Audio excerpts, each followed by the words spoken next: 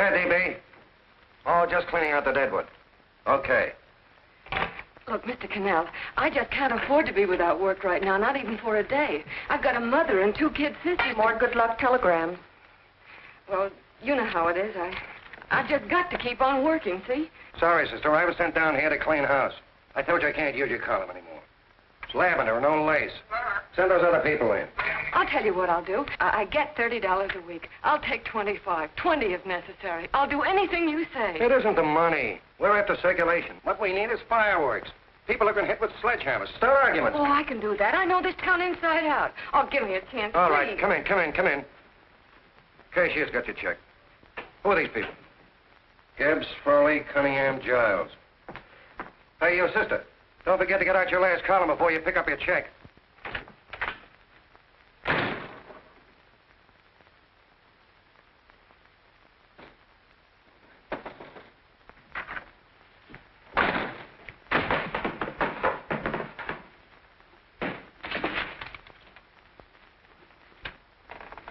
You're a couple of sticks shy in your column, man. Big rich slob like D.B. Norton buys the paper and 40 heads are chopped off. Did you get it, too? Yeah. You too? Oh, Joe. Oh, I'm sorry, darling. Why don't we tear the building down? Before you do, Ann, perhaps you'd better finish this column. Yeah, lavender and old lace. Wait, Joe.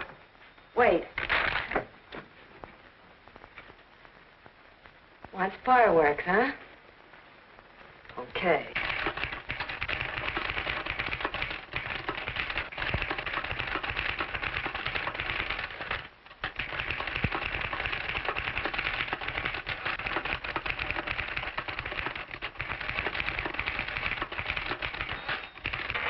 Here.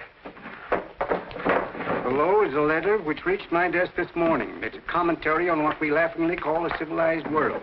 Dear Miss Mitchell, 4 years ago I was fired out of my job. Since then I haven't been able to get another one. At first I was sore at the state administration because it's on account of the slimy politics here we have all this unemployment. But in looking around it seems the whole world's going to pot. So in protest I'm going to commit suicide by jumping off the city hall roof. Signed, a disgusted American citizen, John Doe. Editor's note, if you ask this column, the wrong people are jumping off the roofs. Hey, Ann, this is the old Fakeroo, isn't it? Never mind that, Joe. Go ahead. Sorry.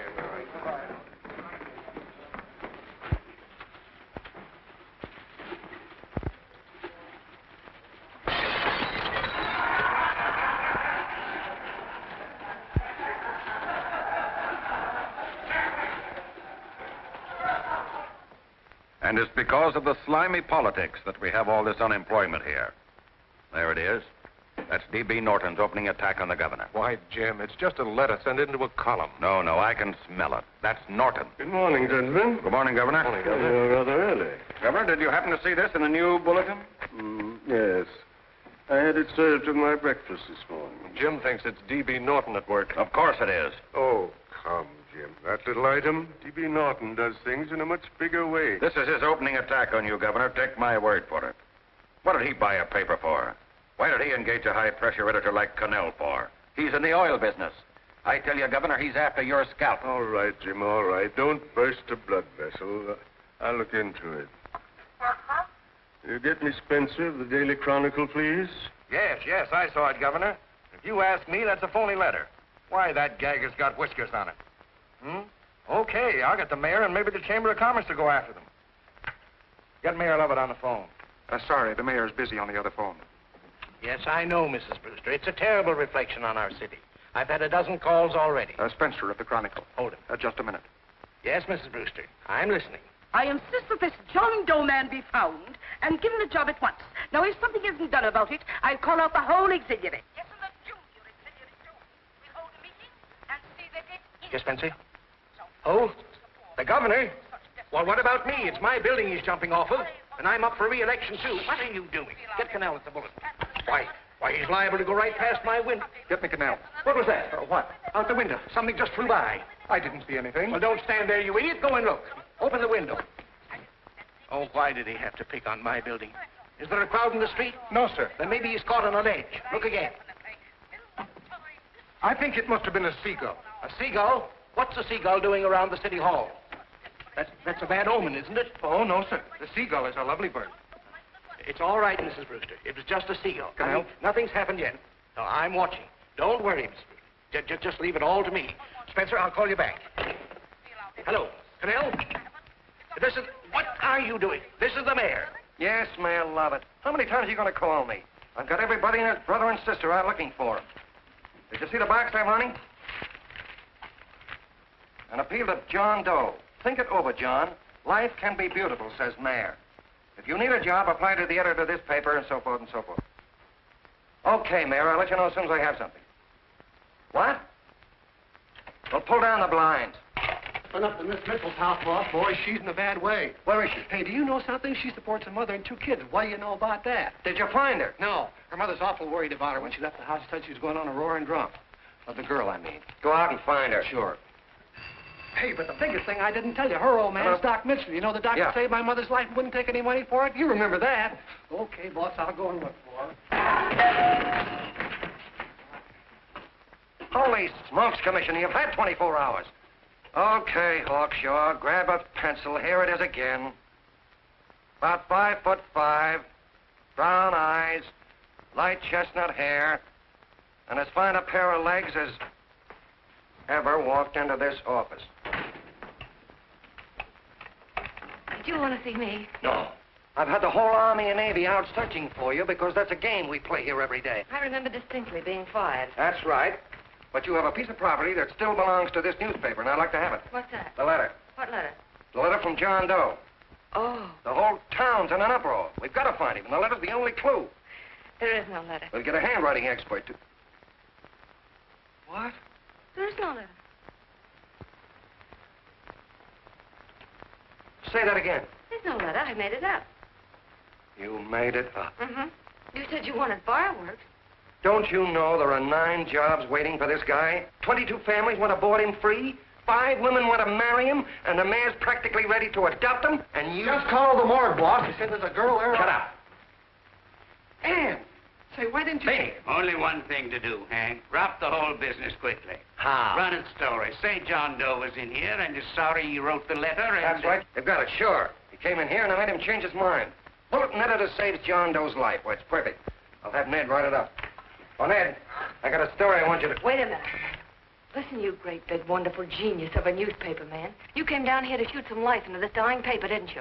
Well, the whole town's curious about John Doe, and boom, just like that, you're going to bury him. There's enough circulation in that man to start a shortage in the ink market. And what man? John Doe. What John Doe? John Doe, the one I made up.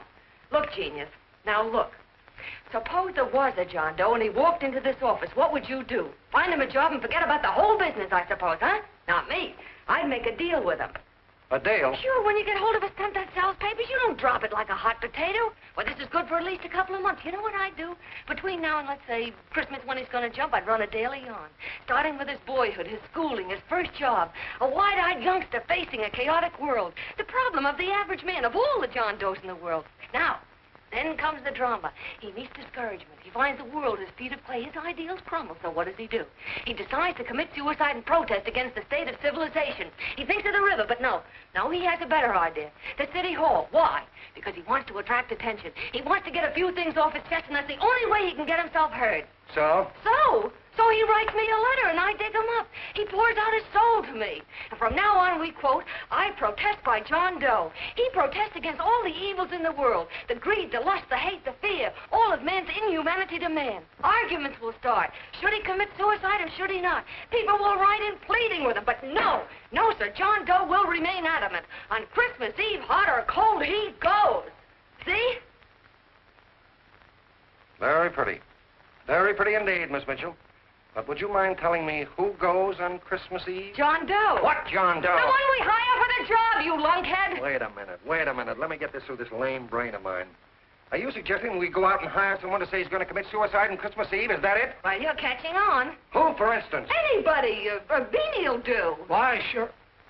Who, me? Jump off a... Oh, no, any time at Christmas. I'm superstitious.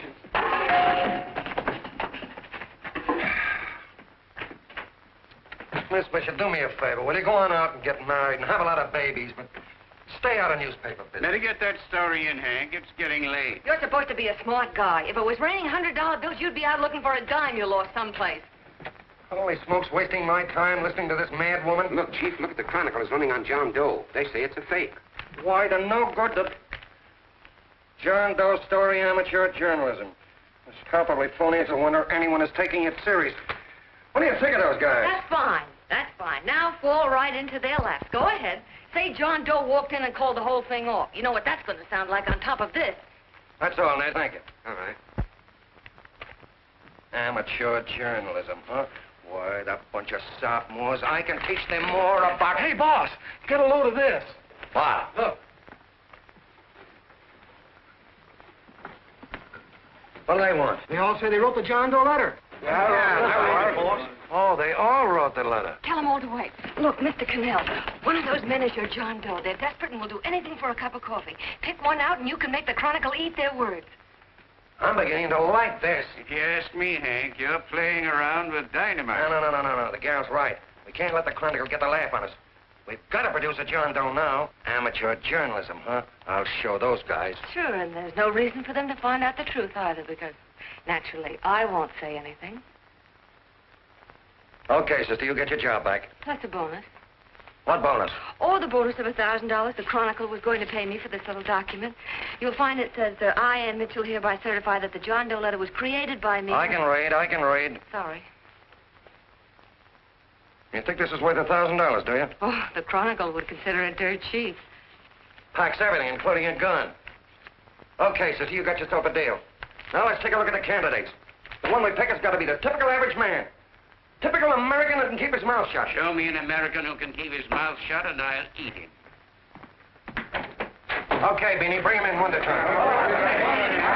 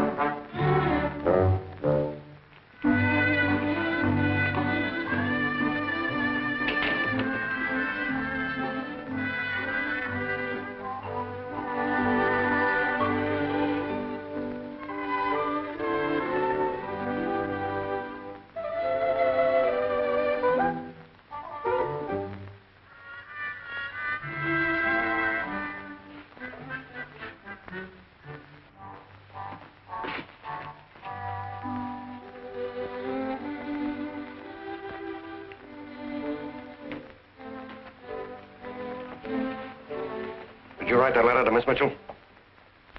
No, I didn't. What are you doing up here, then? Well, the paper said there were some jobs around loose. Thought there might be one left over. Had any schooling? Yeah, a little. What do you do when you work? I used to pitch. Baseball? Yeah, till my wing went bad. Where'd you play? Bush leagues, mostly. How about family? Got any family? No. Oh, just traveling through, huh? Yeah. Me and a friend of mine. He's outside. Looks all right. Be perfect, a baseball player. What could be more American? She had a family, though. Be less complicated without a family. Look at that face. It's wonderful. They'll believe him. Come on. What's your name? Willoughby. John Willoughby. Long John Willoughby, they called me in baseball. Would you like to make some money? Yeah. Maybe. Would you be willing to say you wrote that letter and stick by it?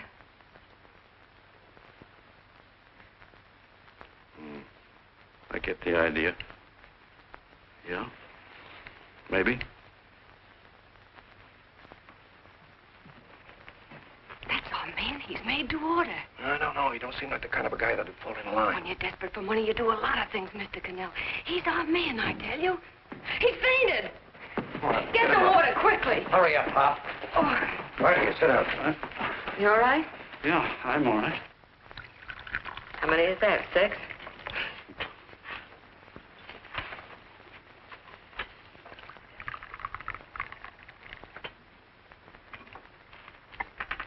Pretty hungry, weren't you? this John Doe business is batty, if you ask me. Well, nobody asked you. Trying to improve the world by jumping off buildings. You couldn't improve the world if the buildings jumped on you. Don't mind the colonel. He hates people. He liked you well enough to stick around. Well, that's because we both play doohickeys. I met him in a boxcar a couple of years ago. I was fooling around with my harmonica, and he comes over and joins in. I haven't been able to shake him since.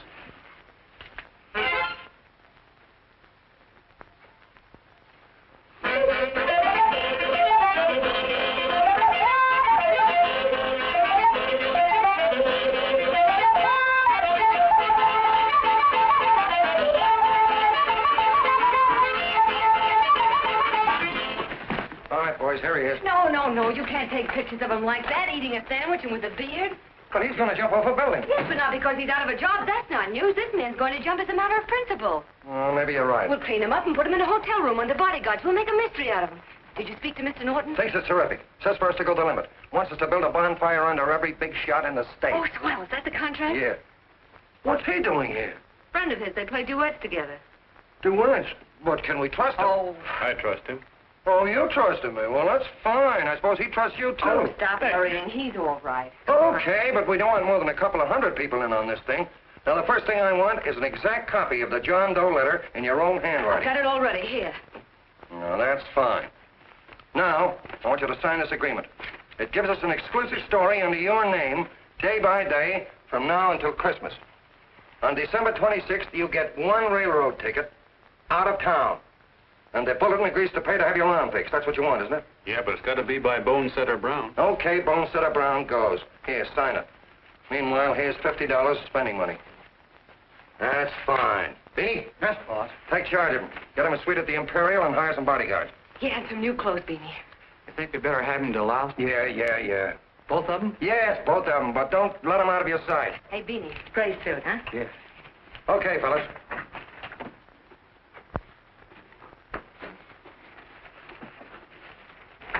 Take it easy, John Doe. And you start pounding that typewriter. Oh, boy, this is terrific. No responsibilities on our part, just statements from John Doe, and we can blast our heads off. Before you pop too many buttons, don't forget to make out that check for $1,000. Okay, fellas. Now, let me see. You sit outside the door. Nobody comes in, see. You two fellas sit in here. Hey, pretty nifty, huh? You ain't gonna get me to stay here. Sure you are. No, sir. That spot under the bridge where we slept last night's good enough for me. Say, what'll I do with this baggage? Let's stick him in the bedroom. Give me mine. I ain't staying. You know, we were headed for the Columbia River country before all this John Doe business came up. You remember that, don't you? Sure, I remember. Say, your ears popped coming up in the elevator. Mine did. All along, John. I tell you, it's no good. You're gonna get used to a lot of stuff that's gonna wreck you. Why, that $50 in your pocket's beginning to show up on you already. And don't pull that on me, neither. Stop worrying, Colonel. I want to get my arm fixed out of this. Hey, here's some cigars the boss sent us. Have one. Hey, Help cigars. No.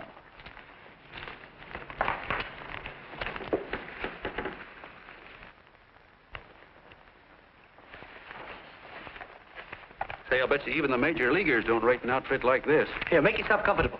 Paper? I don't read no papers, and I don't listen to radios either. I know the world's been shaped by a drunken barber, and I don't have to read it. I've seen guys like you go under before. Guys that never had a worry. Then they got a hold of some dough and went goofy. The first thing that happens to a guy... Hey, load of the bedroom. No. The first thing that happens to a guy like that, he starts wanting to go into restaurants and sit down at a table and eat salads and cupcakes and tea. Boy, what that kind of food does to your system.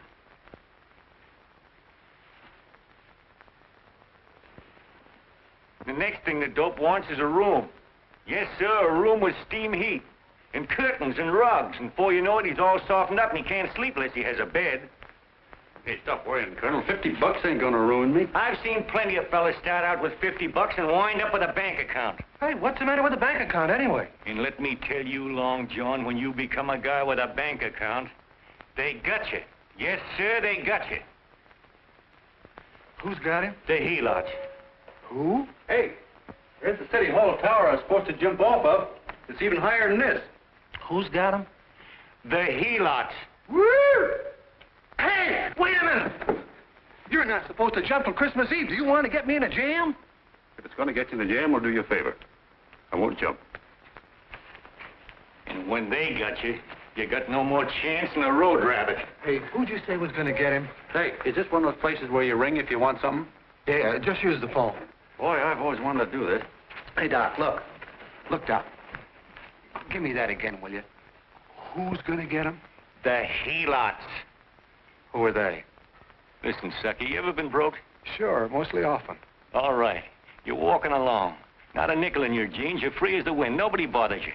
Hundreds of people pass you by in every line of business. Shoes, hats, automobiles, radios, furniture, everything. And they're all nice, lovable people. And they let you alone. Well, is that right? Then you get a hold of some dough, and what happens? All those nice, sweet, lovable people become helots. A lot of heels. They begin creeping up on you, trying to sell you something. They get long claws, and they get a stranglehold on you. And you squirm, and you duck, and you holler, and you try to push them away, but you haven't got a chance. They got you. First thing you know, you own things. A car, for instance. Now your whole life is messed up with a lot more stuff. You get license fees, and number plates, and gas, and oil, and taxes, and insurance, and identification cards, and letters, and bills, and flat tires, and dents, and traffic tickets, and motorcycle cops, and courtrooms, and lawyers, and fines, and 1,000,001 other things. And what happens? You're not the free and happy guy you used to be. You got to have money to pay for all those things. So you go after what the other fellas got. And there you are. You're a helot yourself.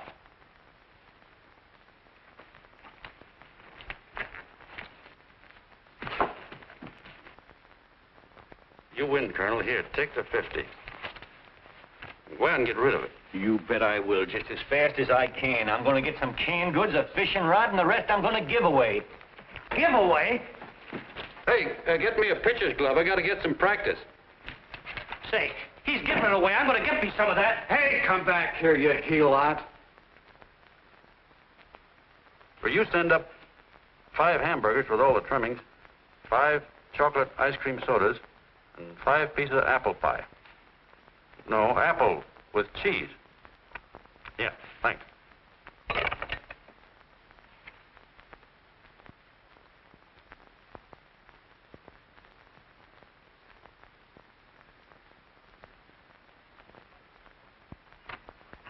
Hello there.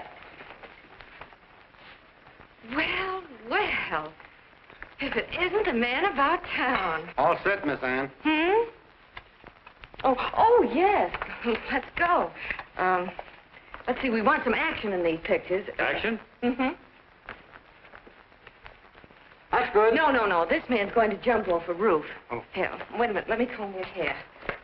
Sit down. Yeah, that's better.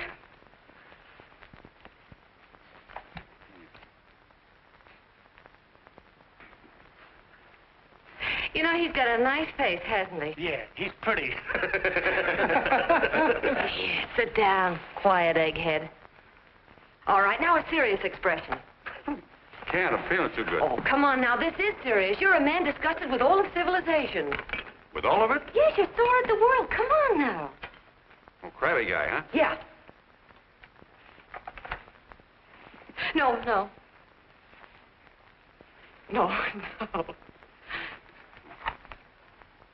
No, look. You don't have to smell the world. Well, all those guys in the Never picture mind stand- those guys. All right, stand up. Now, let's see what you look like when you protest.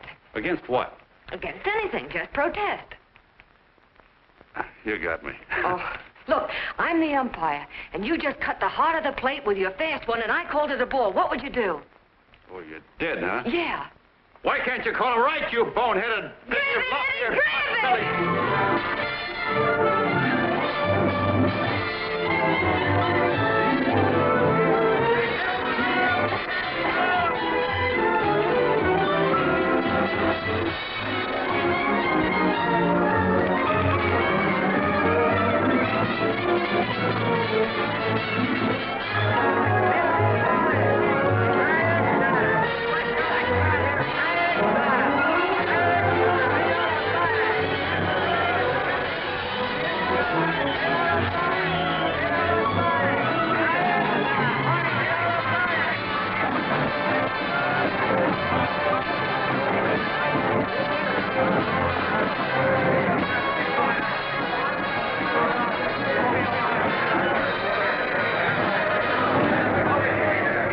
I don't care whose picture they're publishing.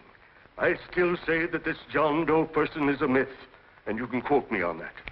And I'm going to insist on his being produced for questioning. You know as well as I do that this whole thing is being engineered by a vicious man with a vicious purpose, Mr. D.B. Norton.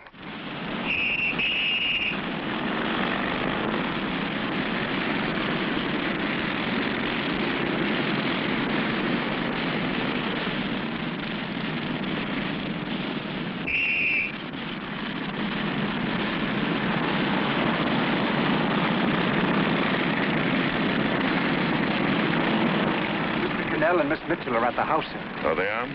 All right. Come on. Personally, I think it's just plain stupidity to drop it. Now, you should see a fan mail, thousands. Why, it's going over like a house afire. What are you afraid of, Connell? It's doubled our circulation. Yeah, but it's got everybody sore. Ads are being pulled. The governor's starting a libel suit. What's more, they all know John Doe's a phony, and they insist on seeing What him. about it? Let them see him. We'll go on one better. They can also hear him. You own a radio station, Mr. Norton. Why not put him on the air? Watch out for this dame DB. She'll drive you batty. Oh, Look, what? we can't let him get to this Bush League pitcher and start popping him. Good night. Now tell him what that screwball might do. I walked in yesterday. Here he is, standing on a table with a fishing pole, fly casting. Take my advice and get him out of town before this thing explodes in our faces. If you do, Mr. Norton, you're just as much of a dumb cluck as he is. Excuse me. No, you got yourself a meal ticket and you hate to Sure, let it's go. a meal ticket for me, I admit it, but it's also a windfall for somebody like Mr. Norton who's trying to crash national politics. That's what you bought the newspaper for, isn't it? You want to reach a lot of people, don't you? Well, put John Doe in the air and you can reach 130 million of them. He can say anything he wants and they'll listen to him. All right, we'll forget the governor and the mayor and all the small fry like that. This can arouse national interest. If he made a hit around here, he can do it every place else in the country. And you'll be pulling the strings, Mr. Norton. Go down to the office and arrange for some radio time. Well, DB, you're I not going want to it fall. as soon as possible. Okay. I just came in to get warm myself. Come on, let's go. Don't you go. I want to talk to you.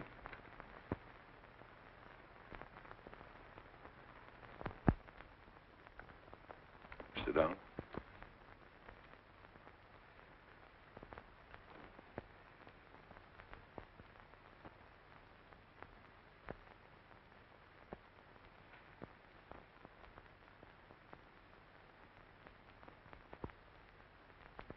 Hey, this John Doe idea was yours, huh? Yes, sir.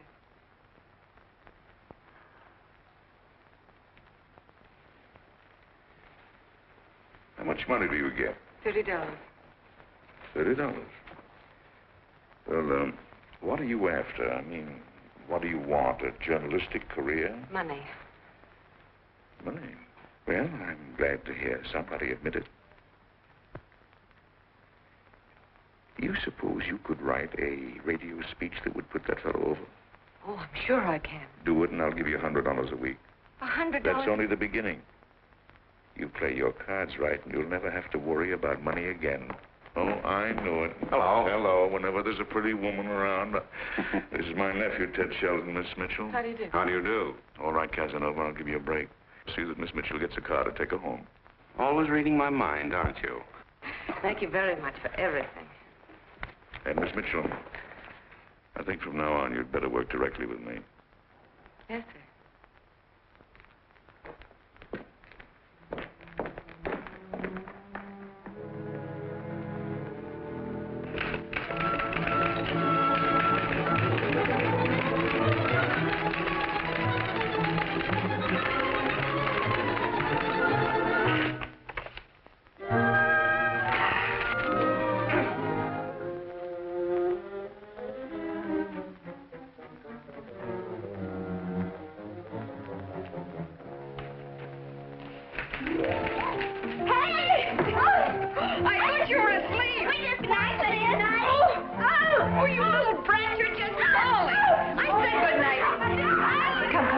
Children, it's past your bedtime. Come on. Now, scooch off there. Pour through me. I'm done. I'll never get this speech right. Oh, yes, you will, Ann, dear. You're very clever. Yeah, I know. What are you looking for? Your purse, I need $10. What for? I gave you 50 just the other day. Yes, I know, dear, but Mrs. Burke had her baby yesterday. 9 pounds. And there wasn't a thing in the house. And then the community chest lady came. And the 50's all gone, huh? Who's the 10 for? The Websters. The Websters. You remember those lovely people your father used to take care of. I thought I'd buy them some groceries.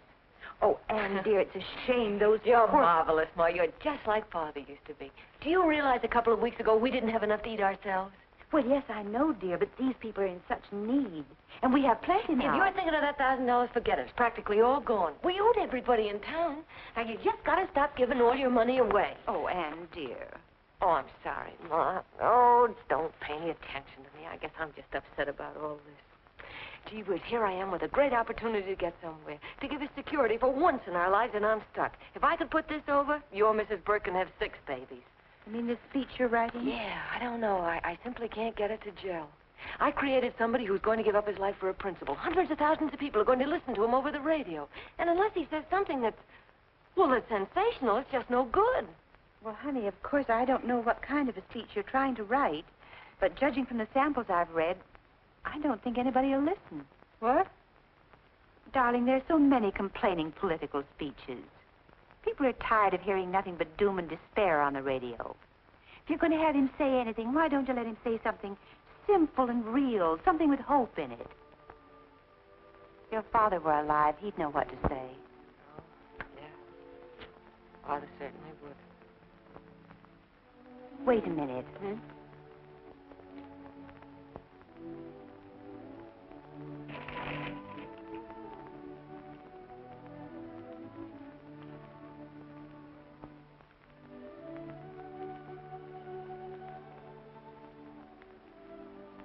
That's your father's diary, Anne. Father's... I never knew he had a diary. There's enough in it for 100 speeches. Things people ought to hear nowadays. You be careful of it, won't you, dear? Always help to keep your father alive for me. You bet I will, Ma. Wait a minute. John Doe don't want to sign no autographs. Well, what does he do all day? What does he do all day? He's writing out his memories.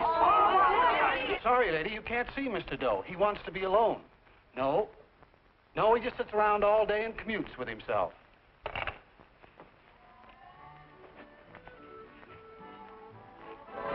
Oh!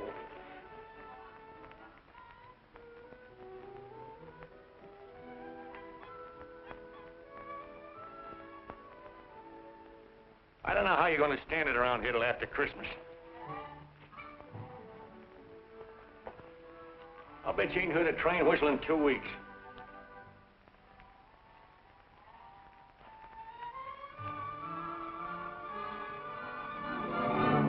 Steve, right!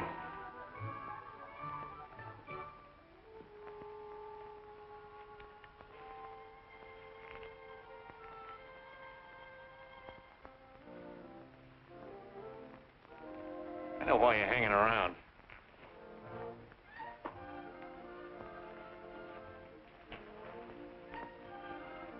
You're stuck on the girl. That's all a guy needs is to get hooked up with a woman.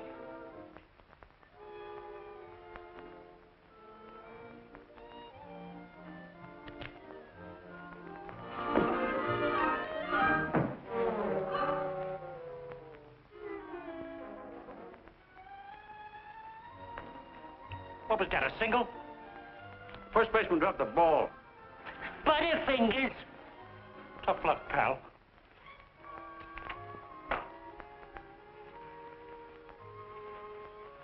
Guy has a woman on his hands. First thing he knows, his life is balled up with a lot more things.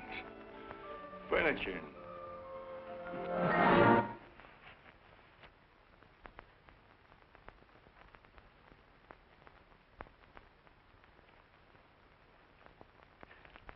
Did you get him? You're out. Swell. What's this, the end of the 8th? 9.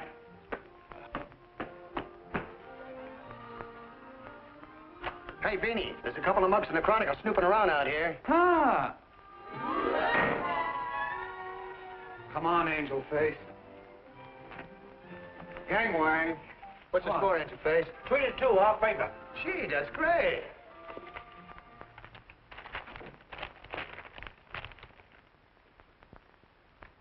Hey, you got swell form there. Must have been a pretty good pitcher. Pretty good. Say, I was just about ready for the major leagues when I chipped a bone in my elbow. I got it pitching a 19-inning game. 19? Yeah.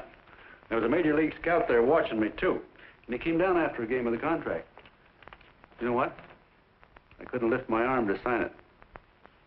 I'll be okay, though, as soon as I get it fixed up. It's too bad. What do you mean, too bad? Huh? Oh, that you'll never be able to play again. What are you talking about? I just told you I was going to get... Well, you know how they are in baseball if a guy's mixed up in a racket. Racket? What do you mean? Well, I was just thinking about this John Doe business. Why, as soon as it comes out it's all a fake, you'll be washed up in baseball, won't you? Yeah. Hey, doggone. I never thought about that.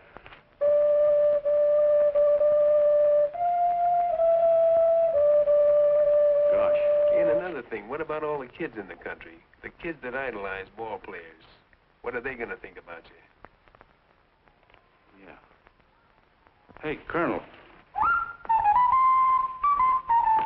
Did you hear that? I gotta figure some way out of this thing. Elevators are still running. I know one way you can do it. How? Well, when you get up there on the radio, all you have to do is to say the whole thing's a frame-up. Make you a hero sure as you're born. Yeah, but how am I going to get my arm fixed? Well, that's a cinch. I know somebody who'll give you $5,000 just to get up on the radio and tell the truth. $5,000? Yeah, $5,000, and he gets it right away. You don't have to wait till Christmas. Look out, Long John. They're closing in on you. Say, who's putting up this dough? Fellow runs the Chronicle. Here's the speech you make, and it's all written out for you. $5,000. Holy mackerel, I can see the helots coming, the whole army of them. It's on the level.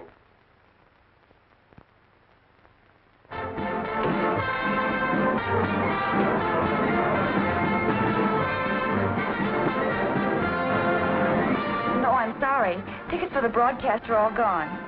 Phone the bulletin. Sorry, no more tickets left.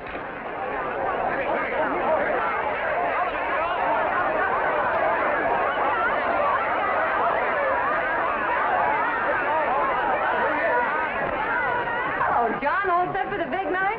Well. Turn around. One moment. Now stand. Hold it. A big smile, Miss Joe. Okay, Jeannie, that's all. Take him now. Now, look, John, here's the speech. It's in caps and double space. You won't have any trouble reading it. Not nervous, are you? No. Of course not. He wouldn't be. Who? John Doe, the one in there. Hey, don't let your knees rattle. It picks up on the mic. Oh, Jeannie, you needn't be nervous, John. All you have to remember is to be sincere. Pick up that phone, Miss Mitchell. It's for you. Okay. Hello? Yes, Mother. Oh, thank you, darling. Oh, there he is, the poor dear man. Oh, good luck to you, Mr. Doe. We want you to know that we're all for you. The girls all decided that you're not to jump off any roof. We always stop it. You got the speech I gave you? Yeah. Now, look. I'll give this money to the colonel just as soon as you get started. We'll have a car waiting at the side entrance for you. Okay. How'd you get in here? Huh? Oh, I just came in to wish him luck. Come on, out. Mother says good luck, too. John, when you read that speech, please believe every word of it. He turned out to be a wonderful person, John. Who? John Doe, the one in the speech. Oh. You know something? I've actually fallen in love with him. All right, there he is, sister. Now, come on, plenty of both. What's the idea? No, that's too much. Not so much. Come on. Oh, this is no time for cheap publicity, Mr. Connell. Listen, if that guy lays an egg, I want to get something out of it. I'm getting a Jane Doe ready. Oh, come on. Here. Will you, fellas? Give me a All right, kiss. that's I have to make take one more. Well, that's fine, honey. You go ahead. All right, Nancy, Eddie, you one more. go ahead. How you doing? Oh. All right, Benny, bring him in. Holy smoke, a happy helot. There you are, boss, just like you ordered. Symbols of little people. Okay, get him up. All right, young fella. This is ridiculous, Mr. Connell. Come on, give me a kiss. It is on the airplane. Come on, stop it. Oh, fellas, no, come on. Come on, that's right. Do what you can get all the pictures you want. Thank you very much. Come on. What do you do it? That's right. Come on, Snooks, you better bail out. So goodbye, Mr. Doe. Beanie. All right. Better get ready. 1 minute to go. Hey, 1 minute to go. The score is nothing to nothing. Now, please, John. You won't let me down, will you? Will you? Of course you won't. If you'll just think of yourself as the real John Doe. Listen, everything in that speech are things a certain man believed in. He was my father, John. When he talked, people listened. And they listened to you, too. Funny. You know what my mother said the other night? She said to look into your eyes, that I'd see Father there. Hey, what do you say? Okay, we're coming. Come on. Now, listen, John, you're a pitcher. Now get in there and pitch. Good luck. Give him room, let him through. Come on.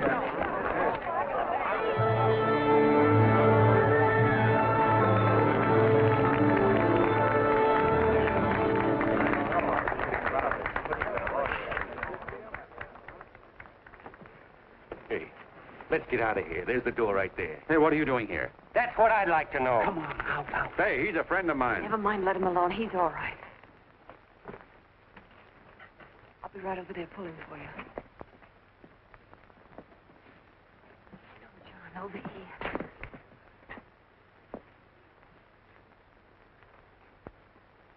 Stand by.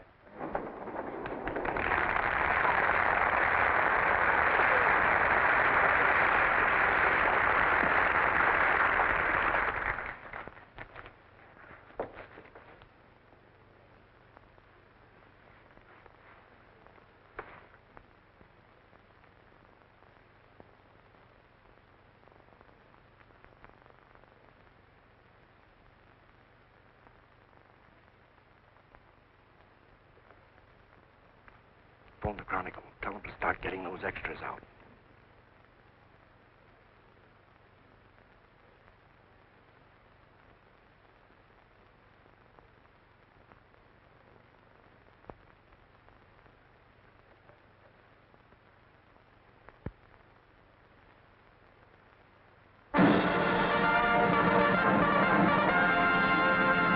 And good evening, ladies and gentlemen. This is Kenneth Fry speaking for the New Bulletin. Tonight we give you something entirely new and different. Standing beside me is the young man who has declared publicly that on Christmas Eve he intends to commit suicide, giving as his reason, quote, "I protest against the state of civilization," end quote. Ladies and gentlemen, the New Bulletin takes pleasure in presenting the man who is fast becoming the most talked of person in the whole country, John Doe.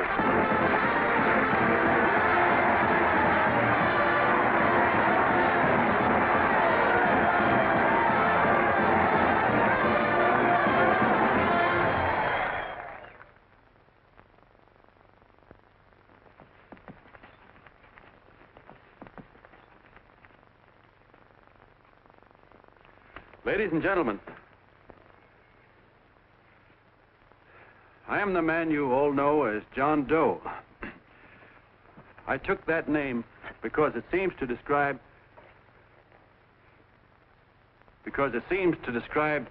the average man. And that's me. And that's me.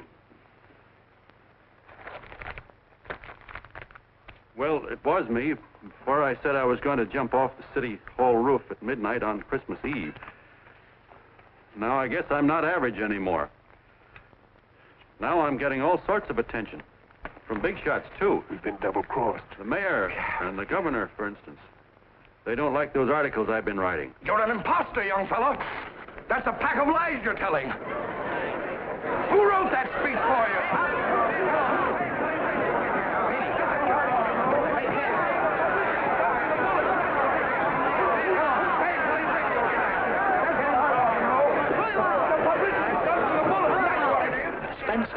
Ladies and gentlemen, the disturbance you just heard was caused by someone in the audience who tried to heckle Mr. Doe. The speech will continue.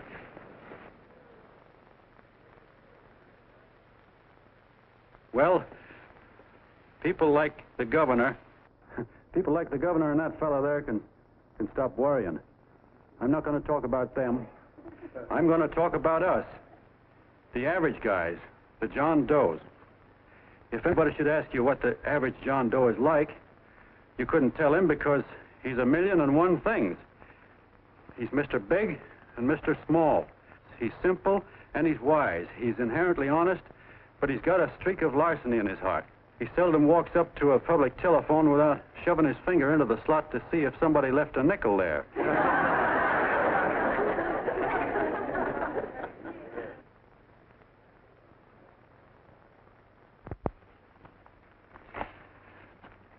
He's the man the ads are written for. He's the feller everybody sells things to. He's Joe Doe, the world's greatest stooge and the world's greatest strength.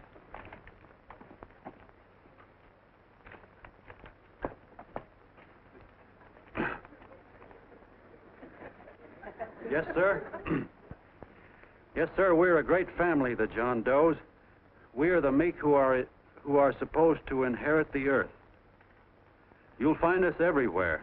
We raise the crops, we dig the mines, work the factories, keep the books, fly the planes, and drive the buses. And when a cop yells, "Stand back there, you," he means us, the John Does. Well, what kind of a speech is that? Didn't you read it? We've existed since time began. We built the pyramids. We saw Christ crucified, pulled the oars for Roman emperors, sailed the boats for Columbus, retreated from Moscow with Napoleon, and froze with Washington at Valley Forge. Yes, sir. We've been in there dodging left hooks since before history began to walk. In our struggle for freedom, the canvas many a time, but we always bounce back because we're the people, and we're tough.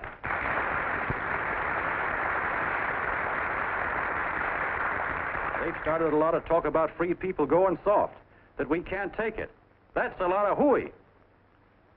A free people can beat the world at anything, from war to tiddlywinks, if we all pull in the same direction.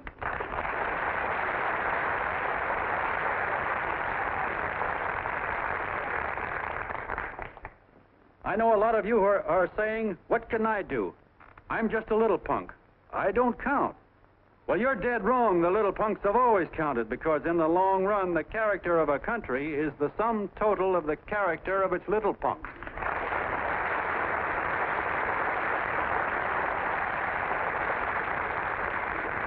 But we've all got to get in there and pitch. We can't win the old ball game unless we have teamwork.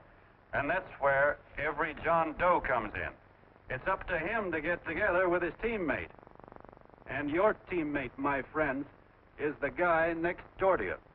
Your neighbor. He's a terribly important guy, that guy next door. You're going to need him, and he's going to need you, so look him up. If he's sick, call on him. If he's hungry, feed him. If he's out of a job, find him one. To most of you, your neighbor is a stranger, a guy with a barking dog and a high fence around him. Now, you can't be a stranger to any guy that's on your own team. So tear down the fence that separates you. Tear down the fence, and you tear down a lot of hates and prejudices. Tear down all the fences in the country, and you really have teamwork.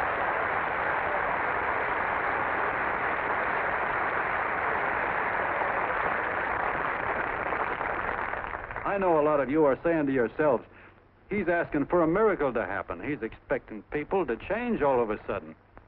Well, you're wrong. It's no miracle. It's no miracle because I see it happen once every year, and so do you, at Christmas time. There's something swell about the spirit of Christmas, to see what it does to people, all kinds of people. Now, why can't that spirit, that same warm Christmas spirit, last the whole year round? Gosh, if it ever did, if each and every John Doe would make that spirit last 365 days out of the year, we'd develop such a strength, we'd create such a tidal wave of goodwill that no human force could stand against it.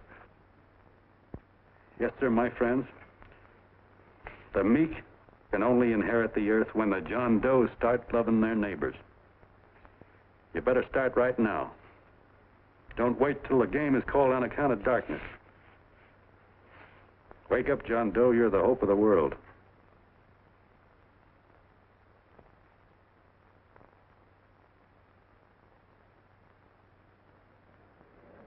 John, you look wonderful.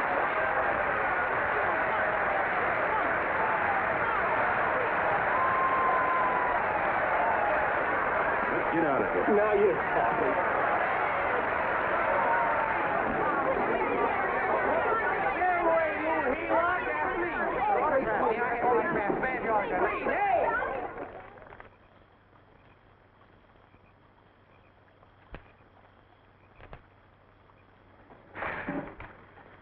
you'd wake up sooner or later. Boy, am I glad we got out of that mess. I had the $5,000 sewed up. Could have been on my way to old Doc Brown. You're a pitcher, John, she says. Now, go in there and pitch. What a sucker. Yeah, she's a heel-out just like the rest of them. It's lucky you got away from her. What was I doing up there making a speech anyway? Me, huh? Geez, the more I think about it, the more I could... Tear down all the fences. Why, if you tore one picket off of your neighbor's fence, he'd sue you. $5,000 had it right in my hand. What do you mean he ran away? We'll go after him, find him. That man is terrific.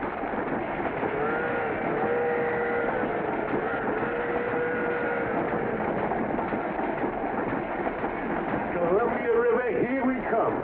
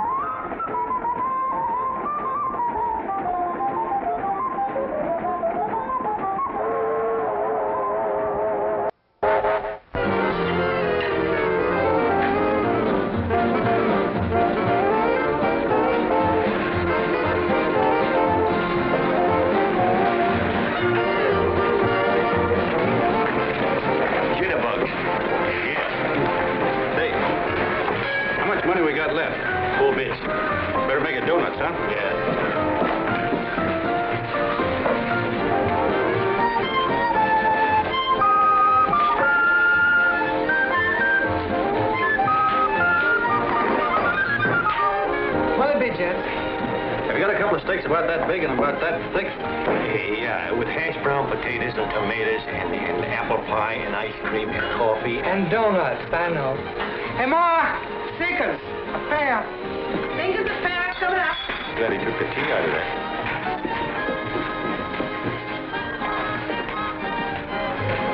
Hey, look. Join the John Doe Club. John Doe Club?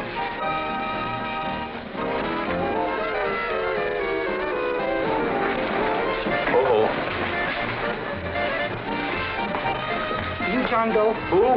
John Doe. Ah, you need glasses, buddy. Oh, but it's a spitting image of John Doe. Yeah, but his name is Willoughby. I'm John Willoughby. I'm a baseball player. Sure. Oh, no, I know that voice anyway. You can't kid me. You're John Doe. Hey, Ma! Ma!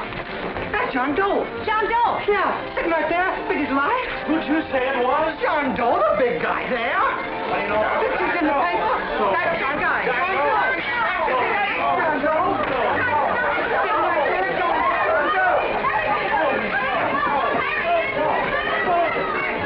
Hey, operator, Dan Beaner. Look, call everybody in town. John Doe was just in my place. Yeah, he ordered donuts.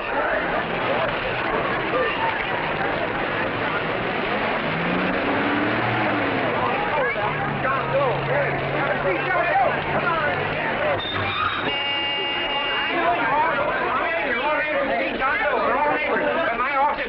Sardine box. What does John Doe look like, Mr. Mayor? Oh, he's one of those great big outdoor type men. No, you can't see him. You didn't vote for me the last time. Shame on you. What are you doing there? Get off my front porch anyhow. Mr. Norton come yet? Oh, well, I wonder where he's at. What's keeping him? He should have been here 15 minutes ago. Oh, there he comes now. Now, everybody on your dignity. Don't do anything to disgrace us. A little town, but we got to show off. Better let me talk to him. All right, but present it to him as a great cause for the common man. Ah, here he comes. Now, give him room down there. Give him room, folks. Come on now. Come on. Here he comes. Here he comes. Here's Mr. Norton. How do you do, Mr. Norton? I'm Mayor Hawkins. Get Mr. Norton. Let me go, you darn tool. I'm the mayor. Mr. Norton. Mr. Norton. Mr. Norton. I'm Mayor Hawkins. Your office telephoned me to hold him. Well, that's fine. How is he? Oh, he's fine. He's right in my office there. You know, it's a great honor having John Doe here, and you too. Haven't had so much excitement since the old City Hall burned down. People are so excited, and then it tore its clothes off. Oh, Matilda, darling, phone the newspapers, tell them Mr. Norton's here. Step right inside, Mr. Norton. My office. Very comfortable here, Mr. Norton. Just had it air conditioned. Gangway, please. Make room for Mr. Norton. Gangway. Gangway. Here he is, Mr. Norton. Well taken care of. The neighbors are serving him a light lunch. Hello, John. Mr. Mayor, if you don't mind, we'd like to talk to him alone. Why, certainly, certainly. All right, everybody. Clear out. No, but you... Everybody, quickly now. Come on. Look at that. Come on. Come on. That's it. All right. Don't argue with me here. Wait till we get home. Don't you push me around like that. Even though I'm your wife, you can't push me around. Look, Mr. Norton, I think you got a lot of nerve having those people hold us here. There's nobody holding you here, Mr. Doe. It's only natural that There's nobody holding us here. Let's get going. Incidentally, my name isn't Doe. It's Willoughby. Look, John, something terribly important's happened. They're forming John Doe clubs. We know of 8 already, and they say that there's... John Doe clubs? What for? To carry out the principles you talked about in your radio speech. I don't care what they're forming. I'm on my way, and I don't like the idea of being stopped either. Oh, but you don't know how big this thing is. You should see the thousands of telegrams we've received and what they're saying about you. Look, it started as a circulation stunt, didn't it? Well, you got your circulation. Now, why don't you let me alone? Oh, it started as a circulation stunt, but it isn't anymore. Mr. Norton wants to get back of it and sponsor John Doe clubs all over the country. He wants to send you on a lecture tour. Me? Uh-huh. Oh, certainly. With your ability to influence people, it might grow into a glorious movement. Say, let's get something straight here. I don't want any part of this thing. If you got an idea I'm going around lecturing the people, why, you're crazy. Baseball's my racket, and I'm sticking to it. Come on, Colonel, let's get out of here. John, Please. I just got rid of one crowd. But please, Mr. Mayor, tell him the John Doe Club wants to talk to him. Let them in, Mr. Mayor. Let them come in. Okay, folks, but remember your manners. No stampeding. Walk slow, like you do when you come to pay your taxes.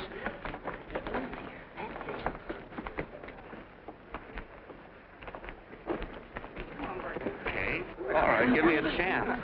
come right in. My name's Bert Hanson, Mr. Doe. I'm the head soda jerker at Schwabacker's drugstore. Well, sir, you see, me and my wife, we heard your broadcast, and we got quite a bang out of it. Especially my wife. Kept me up half the night saying, that man's right, honey. The trouble with the world is nobody gives a hoot about his neighbor. That's why everybody in town's sore and cranky at each other. And I kept saying, oh, that's fine, but how's a guy going to go around loving the kind of neighbors we got? Old Sourpuss, for instance. You see, Sourpuss Smithers is a guy who lives all alone next door to us. He's a cranky old man and runs a second-hand furniture store. We haven't spoken to him for years. I always figured he was an ornery old gent that hated the world because he was always slamming his garage door and playing the radio so loud he kept half the neighbors up.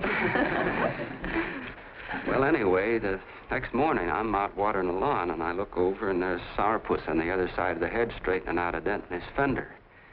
And my wife yells to me out the window. She says, go on, speak to him, Bert. And I figured, well, heck, I can't lose anything, so I yelled over to him, good morning, Mr. Smithers. He went right on pounding his fender. Was I burned? So I turned around to give my wife a dirty look, and she said, louder, louder, he didn't hear you. So in a voice you could have heard in the next county, I yelled, good morning, Mr. Smithers. Well, sir, you could have knocked me over with a feather. Old Sourpuss turned around surprised-like, and he put on a big smile, came over and took my hand like an old lodge brother, and he said, good morning, Hanson. I've been wanting to talk to you for years, only I thought you didn't like me. And then he started chatting away like a happy little kid, and he got so excited his eyes out. Well, Mr. Doe, before we got through, I found out Smithers is a swell egg, only he's pretty deaf, and that accounts for all the noises. And he says it's a shame how little we know about our neighbors. And then he got an idea, and he said, how's about inviting everybody someplace where we can all get together and know each other a little better? Well, I'm feeling so good by this time, I'm ripe for anything. So Smithers goes around the neighborhood inviting everybody to a meeting at the schoolhouse, and I tell everybody that comes in the store, including Mr. Schwabacker, my boss. I'm talking too much. Well, I'll be doggone if over 40 people don't show up. Of course, none of us knew what to do, but we sure got a kick out of seeing how glad everybody was just to say hello to one another. Tell him about making Sourpuss chairman. Oh, yeah, we made Sourpuss chairman and decided to call ourselves the John Doe Club. And say, incidentally, this is my wife. Come here, honey. This is my wife, Mr. Doe. How do you do, Mr. Doe? Sourpuss is here, too. Oh, is he? This is Sourpuss, or excuse me, Mr. Smithers, Mr. Doe. That's all right. If you didn't call me Sourpuss, it wouldn't feel natural. Well, anyway, I guess nearly everybody in the neighborhood came except the Delaney's. The Delaney's live in a big house with an iron fence around it, and they always keep their blinds drawn. And we always figured that he was just an old miser that sat back counting his money, so why bother about inviting him? Until Grimes, the milkman, spoke up, and he said, say, you've got the Delaney's all wrong. And then he tells us about how they canceled their milk last week, and how when he found a note in the bottle, he got kind of curious-like, and he sort of peeked in under the blinds and found the house was empty. If you ask me, he says, they're starving. Old man Delaney has been bringing his furniture over to my place at night, one piece at a time, and selling it. Yeah. And, well, sir, a half dozen of us ran over there to fetch him, and we brought him to the meeting. And what a reception they got. Why, everybody shook hands with him and made a fuss over them, and, well, finally, Mr. and Mrs. Delaney just sat right down and cried. And then we started to find out about a lot of other people. Yeah, sure. Well, you know Grubel, for instance. Grubel's here. Yeah, that's a... You don't know Grubel, but he's a man that everybody figured was the worst no-account in the neighborhood because he was living like a hermit, and nobody would have anything to do with him.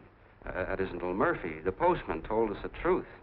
Why, Grubel, he says, he lives out of garbage cans because he won't take charity, because it'd ruin his self-respect, he says. Just like you said on the radio, Mr. Doe. Well, sir, about a dozen families got together and gave Grubel a job watering their lawns. Isn't that wonderful? And then we found jobs for 6 other people, and they've all gone off for leave. Yeah, and my boss, Mr. Schwabacker, made a job in his warehouse for old man Delaney. And he gave you that $5 raise. Yeah, that's swell. Why, Bert, I feel slighted. I'd like to join, but nobody asked me. I'm sorry, Mayor, but we voted that no politician could join. Just the John Does of the neighborhood, because you know how politicians are. Well, the reason we wanted to tell you this, Mr. Doe, was to give you an idea of what you've started. And from where I'm sitting, I don't see any sense in you jumping off any building. No. Well, thank you for listening. Goodbye, Mr. Doe. You're a wonderful man. And it strikes me you can be mighty useful walking around for a while. Goodbye, Mr. Doe. Goodbye, Mr. Doe.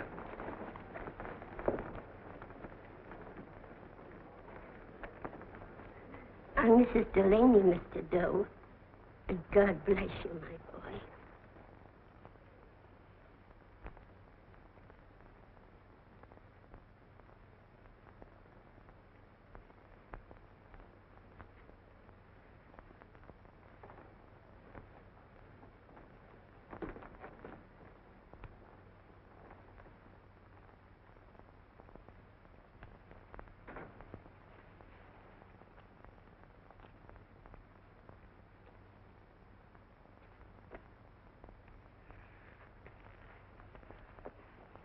Gee whiz, I'm all mixed up. I don't get it. Look, all those swell people think I'm going to jump off a building or something. I never had any such idea. Gosh.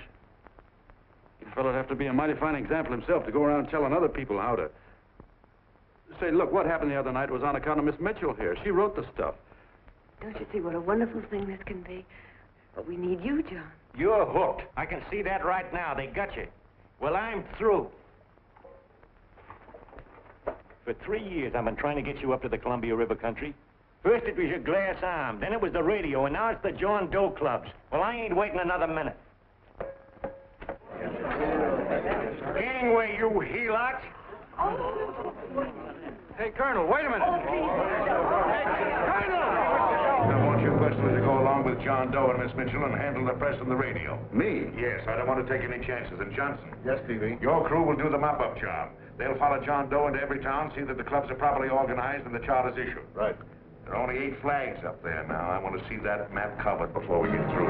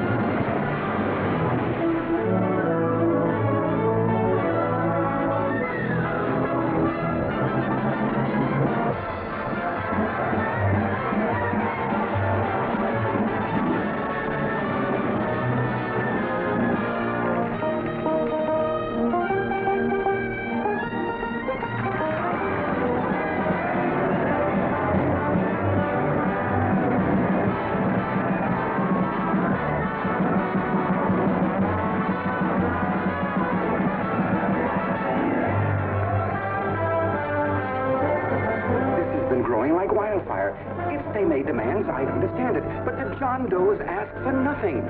People are going off relief. If this keeps up, I'll be out of a job. As soon as it gets strong enough, we'll find out what John Doe wants. 30 every Thursday. 60 at 60. Who knows what? I'm sorry, boss. They just won't let anybody talk politics to them. It's crazy. We've got to get to them. They represent millions of voters.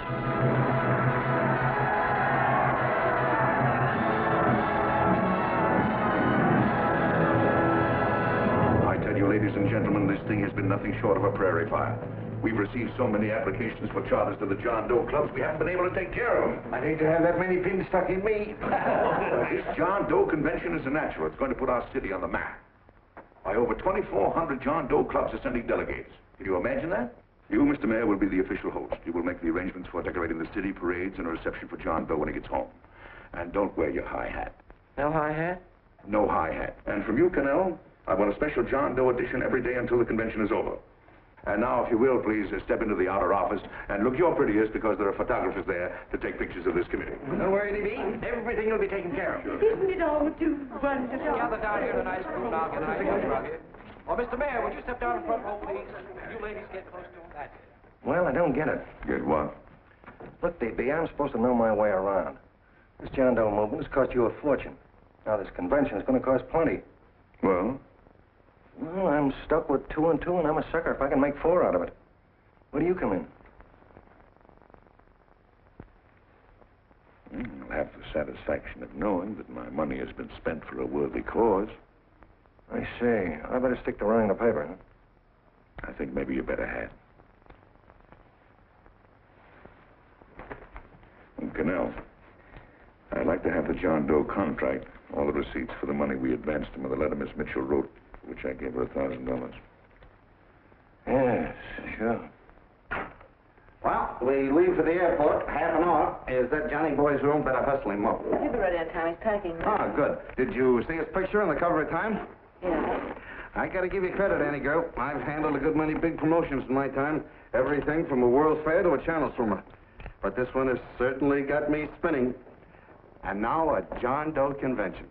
Wow.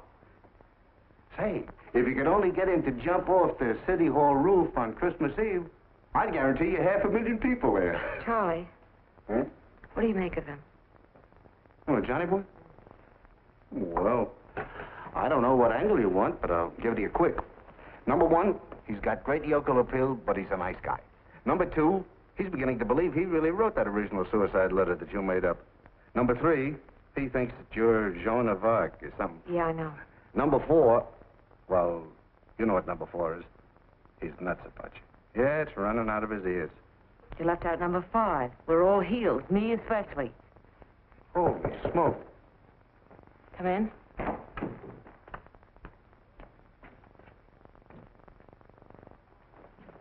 More pack. Good. I'll go and get Beanie Boy. Okay, Charlie boy.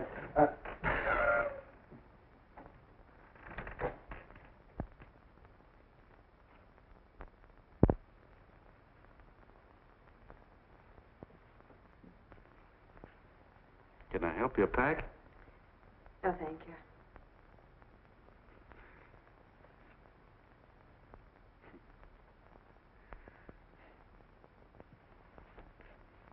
Do you care if I sit down out here?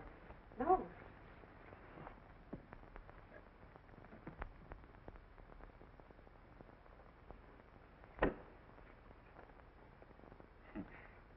You know, I had a crazy dream last night. It was about you. About me? Sure was crazy. I dreamt I was your father.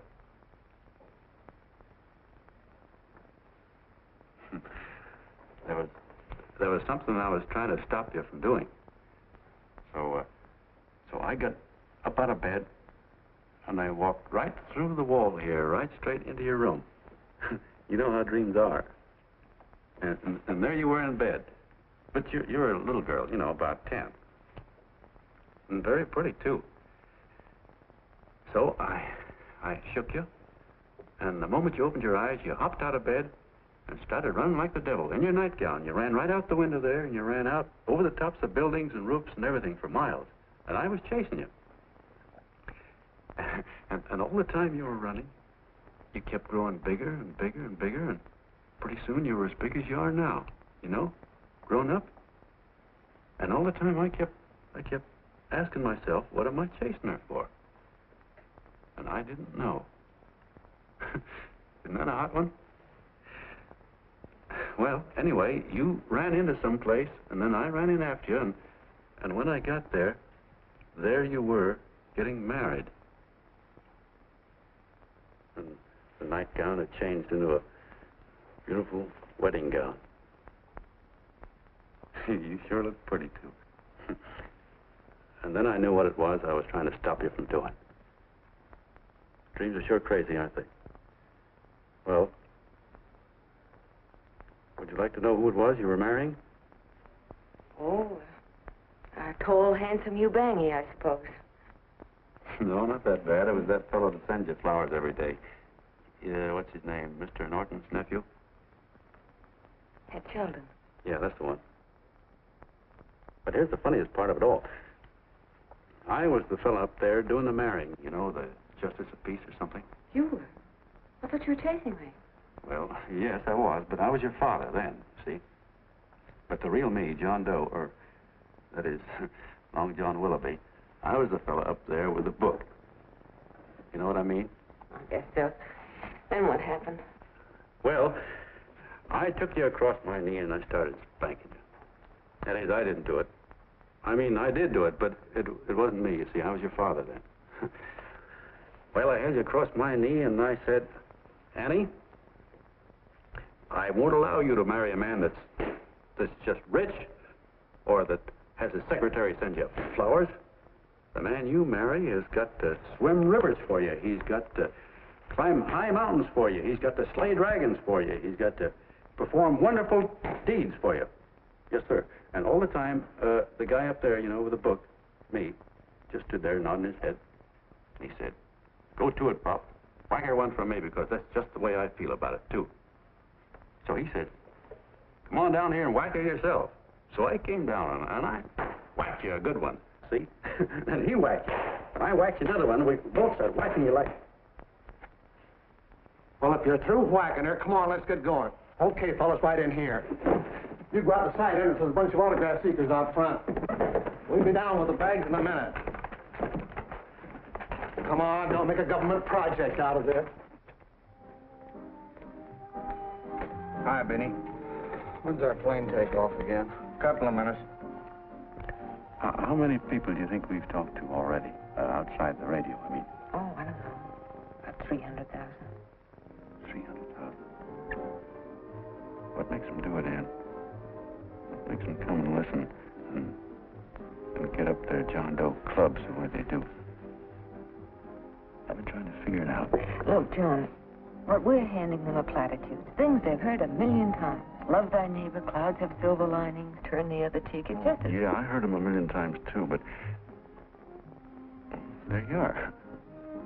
Maybe they're like me, just beginning to get an idea what those things mean. You know, I never thought much about people before. They were always just somebody to fill up the bleachers. And the only time I worried about them is when they didn't come in to see me pitch. You know, lately I've been watching them when I talk to them. I could see something in their faces.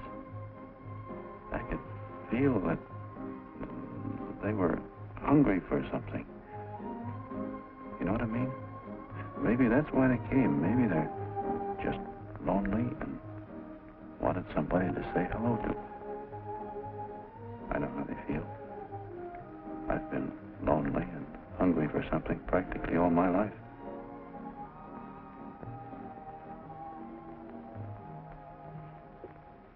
All aboard, folks. Yeah, that's true. Oh, somebody else sitting here? No, that's your seat. And this is your coat. Mine? A little token of appreciation. Oh, it's beautiful, D.B. Well, I don't quite know what to say. Well, don't say anything at all. Just sit down. Oh. Go ahead, open it. Oh. Lovely. And a new contract goes with it. Well, come on, spring it. You've got something on your mind. It must be stupendous. You know, that's what I like about it. Right to the point, like that. All right, Practical Annie, here it is. Tomorrow night, before a crowd of 15,000 people and talking over a nationwide radio hookup, John Doe will announce the formation of a third party. A third party? Yes, the John Doe Party. Devoted entirely to the interests of all the John Does all over the country, which practically means 90% of the voters. He will also announce the third party's candidate for the presidency. A man whom he personally recommends, a great humanitarian, the best friend the John Does have. Mr. D.B. Norton. Yes.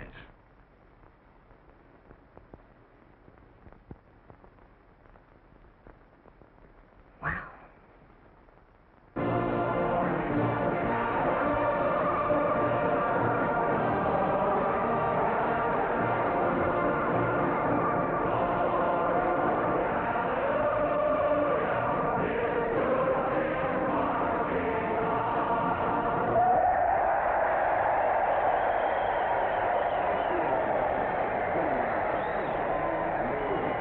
The opening of the convention is hours off. The delegates are already pouring into the ballpark by the droves, with lunch baskets, banners, and petitions asking John Doe not to jump off any roof. No matter how you look at it, it's still a phenomenal movement. These John Does, or the hoi polloi, as you've heard people call them, have been laughed at and ridiculed, but here they are, gay and happy, having traveled thousands of miles, their expenses paid by their neighbors, to come here to pay homage to their hero, John Doe. And in these days of wars and bombings, it's a hopeful sign that a simple idea like this can sweep the country. An idea based on friendliness, on giving and not taking, on helping your neighbor and asking nothing in return. And if a thing like this can happen, don't let any of your grumbling friends tell you that humanity is falling apart. This is John B. Hughes, signing off now and returning you to our main studio until 9 o'clock, when the convention will officially open. Oh, John, come in. Say, I'm it's raining out a little. That's all right. It's good to see you. Sit down. Thanks.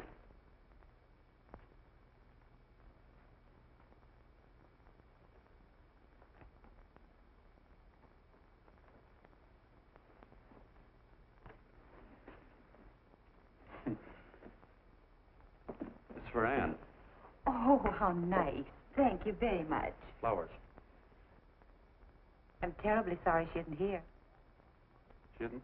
No, she just left. I'm surprised you didn't run into her. She went over to Mr. Norton's house. Oh. Did you want to see her about something important? Yeah.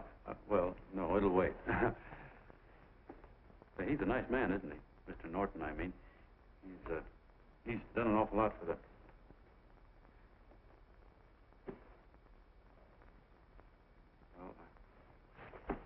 Say, my coat's pretty wet. I'm afraid I might have wet the couch a little.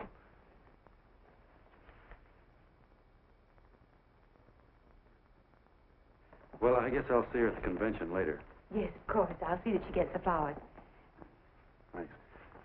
Good night, Mrs. Mitchell. Good night, John.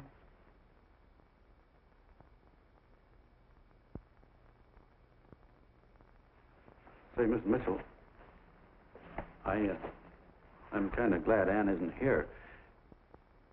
See, I came over here hoping to see her alone, and kind of hoping I wouldn't, too, you know what I mean? There was something I wanted to talk to her about. But, well, it'll wait, I guess. Good night. Good night, John. Say, look, Mrs. Mitchell, have you ever been married? Oh, I'm sure you have. Gosh, that's pretty silly. I guess you must think I'm kind of batty. Well, I guess I'd better be going at that. John, my husband said, I love you. Will you marry me? You did? What happened? I married him. Yeah, that's what I mean, see? It was easy as all that, huh? Uh-huh. Yeah, but look, Mrs. Mitchell. You know, I love Ann, and it's going to be awfully hard for me to say it. Because, well, you know, she's so wonderful. And, well, the best I ever was a Bush League pitcher. And, you know, I think she's in love with another man. The one she made up. You know, the real John Doe. Well, that's pretty tough competition. I bet you he'd know how to say it all right. With me, I get up to it and around it and in back of it, but I never get right to it. You know what I mean? So the only chance I've got is, well, if somebody could kind of give her a warning, sort of prepare her for the shock. You mean you'd like me to do it? Hmm? Well, I was thinking that, yeah, you know, sort of break the ice. Of course I will, John. Thank you, Mrs. Mitchell. Hey, you're okay.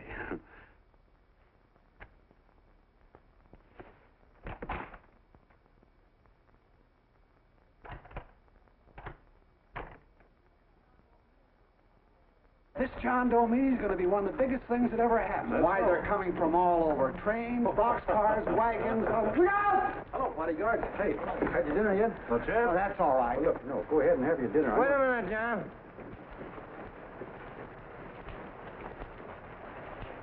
Hello, Mr. Connell. All right, John. John, I want to have a little talk with you. What's the matter? Are you falling? Come here. Hey, Ball. Oh, quiet. Say, tell me something. Did you read the speech you're going to make tonight?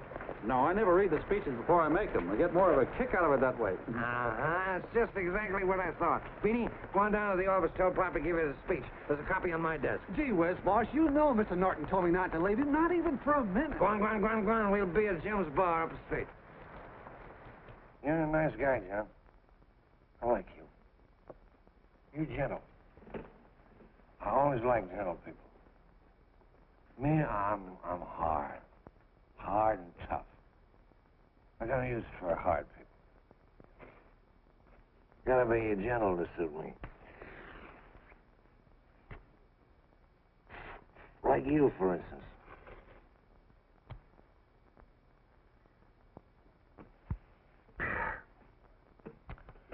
Yep, I'm hard. But you want to know something? I've got a weakness. I guess that, would you? I have. Want to know this? Star-Spangled Banner. Screw you. Well, maybe it is, but play the Star-Spangled Banner. I'm a sucker for it. Always gets me right here. Know what I mean? Yeah, it gets me right back here. Oh, back there, huh? Well, every man to his own taste. You weren't old enough. You weren't old enough for the World War, were you, Jim? No, of course not. Oh, you must have been just kidding. I was just ripe and raring to go. You know what my old man did when I joined up? He joined up, too. Got to be a sergeant. And here's the kick for you. We were in the same outfit. Funny, huh? Hmm?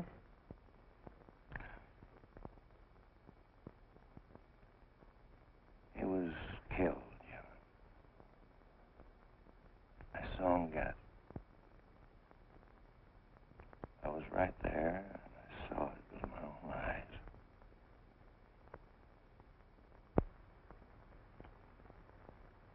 Me, I came out without a scratch. That is, excepting my ulcers.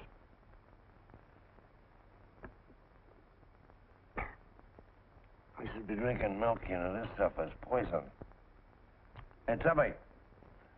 Yes, Mr. Connell? What do you say, huh? All right. Yep, I'm a sucker for this country. I'm a sucker for the Star-Spangled Banner, and I'm a sucker for this country. I like what we got here. I like it. A guy can say what he wants and do what he wants without having a bayonet shoved through his belly. And that's all right. You betcha. Man, we don't want anybody coming around changing it, do we? No, sir. When they do, I get mad. I get boiling mad. Right now, John, I'm sizzling. I get mad for a lot of other guys besides myself. I get mad for a guy named Washington, and a guy named Jefferson, and Lincoln. Lighthouses, John. Lighthouses in a foggy world. You know what I mean? Yeah, you bet. Listen, pal. This fifth column stuff is pretty rotten, isn't it? Yeah, it certainly is.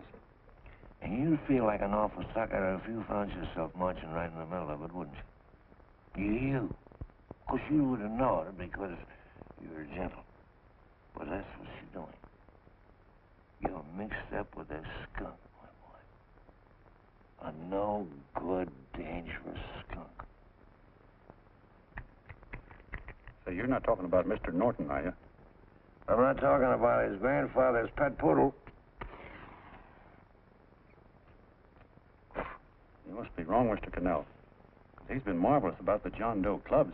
Yeah? Say, you're as sold on this John Doe idea, aren't you? Sure. Sure. I don't blame you. So am I. It's a beautiful miracle. A miracle that can only happen right here in the good old USA. And I think it's terrific. What do you think of that? Me, hard-boiled Connell, and I think it's plenty terrific. All right. Now, supposing a certain unmentionable worm whose initials are DB was trying to use that to shove his way into the White House so he could put the screws on, so he could turn out the lights in those lighthouses. What would you say about that, huh? Nobody's going to do that, Mr. Connell. They can't use the John Doe clubs for politics. That's the main idea. Is that so? Then what's a big political boss like Hammett doing in town? And a labor leader like Bennett? And a lot of other big shots is up at DB's house right now. Wolves, John. Wolves. Waiting to cut up the John Does. Wait till you get a gander at the speech you're going to make tonight. You're all wet. Miss Mitchell writes those speeches. Nobody can make her write that kind of stuff. They can't, huh? Who do you think writes them? My Aunt Emma? I know she writes them. Gets a big bonus for doing them, too. A mink coat and a diamond bracelet. Don't write them. Why, that gold-grabbing dame would double-cross her own mother for a handful of Chinese yams. Shut up. If you weren't drunk, I'd... Hey, boss. Here's the speech, boss. Hey, go on and read it, John, and then start sucking. Hey, wait a minute, Mr. Doe. Tubby? Yes, sir. Better bring me a glass of milk. I'm smoking too much. Yes, Charlie? Got everything all set? Fine. John Doe been taken care of? Good. How many people do you think will be there? 15,000? Oh, my, that's fine. Now, listen, Charlie. As soon as John Doe stops talking about me, I want you to start that demonstration. And make it a big one, you understand? Don't worry about that, DB. My boys are there. They'll take care of it. What? Yes, I'll be there 15 minutes after I get your call. Why, Mr. Doe. Where are they? In the dining room, sir.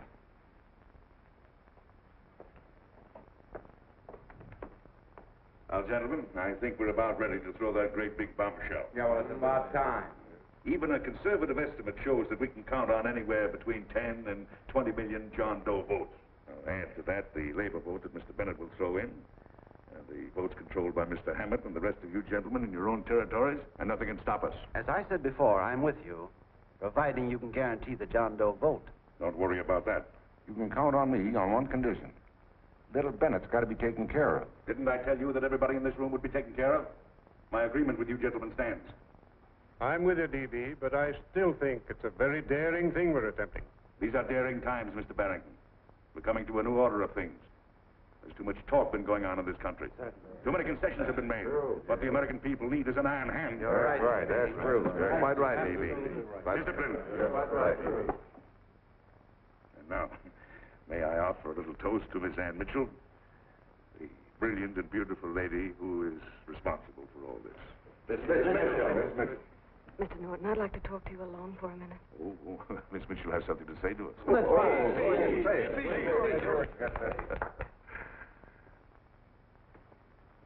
Hello?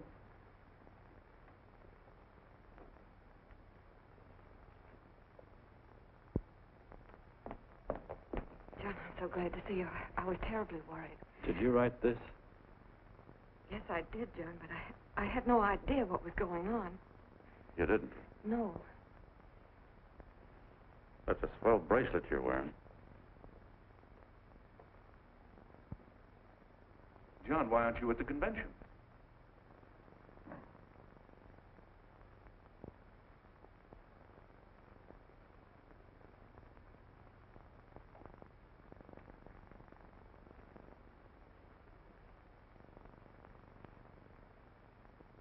Is there anything wrong? No, nothing's wrong. Everything's fine.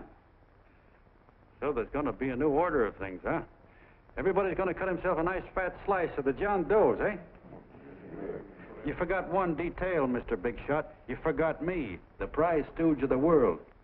Why, if you or anybody else thinks he's going to use the John Doe clubs for his own rotten purpose, he's going to have to do it over my dead body. Oh, hold on a minute, young man. Hold on. That's rather big talk. I started the John Doe clubs with my money. And I'll decide whether or not they're being properly used. No, you won't. You're through deciding anything. And what's more, I'm going down to that convention, and I'm going to tell those people exactly what you and all your fine-feathered friends here are trying to cook up for them. And I'm going to say it in my own words this time. Stop it, baby. Hold my door. You ruined us, TV. Wait a minute, fella. My uncle wants to talk to you. Listen to me, my son. Before you lose your head completely, may I remind you that I picked you up out of the gutter and I can throw you right back there again? You've got a nerve accusing people of things. These gentlemen and I know what's best for the John Does of America, regardless of what tramps like you think. Get off that righteous horse of yours and come to your senses. You're the fake. We believe in what we're doing. You're the one that was paid the 30 pieces of silver. Have you forgotten that? Well, I haven't. You're a fake John Doe, and I can prove it. You're the big hero that's supposed to jump off tall buildings and things. Do you remember? What do you suppose your precious John Does will say when they find out that you never had any intention of doing it, that you were being paid to say so? You're lucky they don't run you out of the country. With the newspapers and the radio stations that these gentlemen control, we can kill the John Doe movement deader than a doornail. We'll do it, too, the moment you step out of line.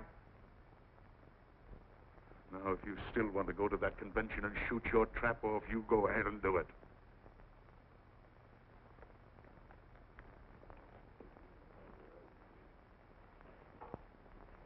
You mean to tell me you'll try to kill the John Doe movement if you can't use it to get what you want? You bet your bottom dollar we would.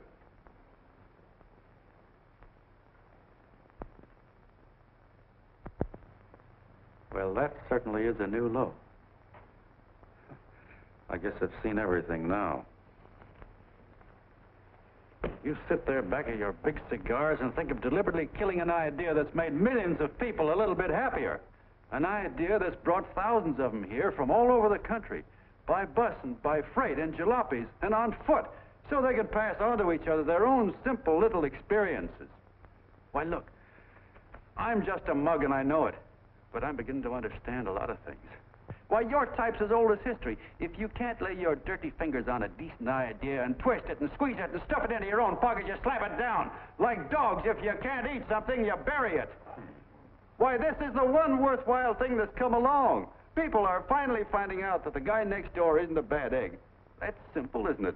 And yet a thing like this got a chance of spreading till it touches every last doggone human being in the world, and you talk about killing it. Why, when this fire dies down, what's going to be left? More misery, more hunger, and more hate. And what's to prevent that from starting all over again? Nobody knows the answer to that one, and certainly not you with those slimy, bollocksed up theories you got.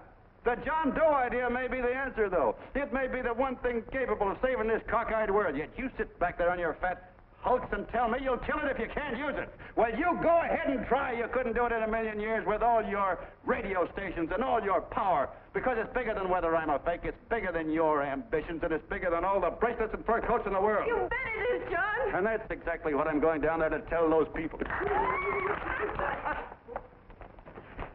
A minute, you ungrateful rat. My uncle's been too good. He's getting away. Give me the bullet. John! I've always told you, DB, you're playing with dynamite. Wait. All right, now, get away. Before he gets through tonight, he'll rule it all. I'll stop and cold. Don't worry, I've been ready for this. John! Oh, John, please listen to me.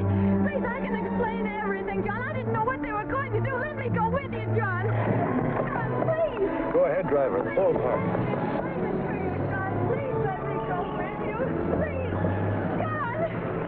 Mr. Martin wants to see you. Listen to me, Mayor Lovett. You do as I say. I want them both arrested. You tell the police department to pick up Connell. I've got the girl here. I've got the bullet. I don't care what you charge him with. If you're worried, let him go in the morning, but keep him in jail overnight. Hello, Bulletin. Put wire on.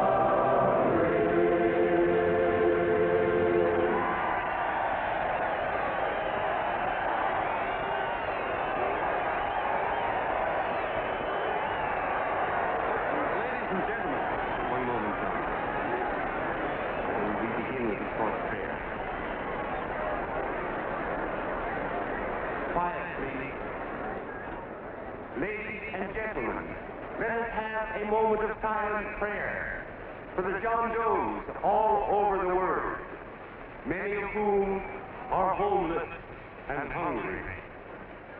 Rise, please. Everybody rise.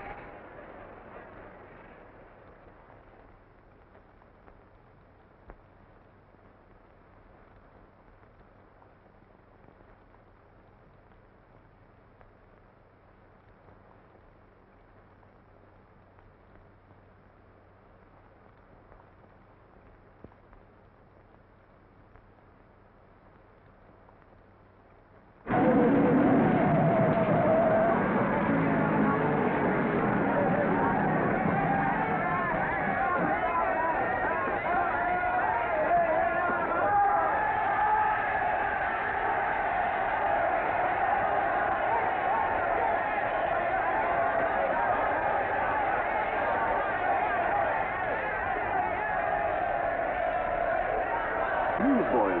Hundreds of yelling newsboys are swarming into the park like locusts. They're yelling John Doe's a fake, fake.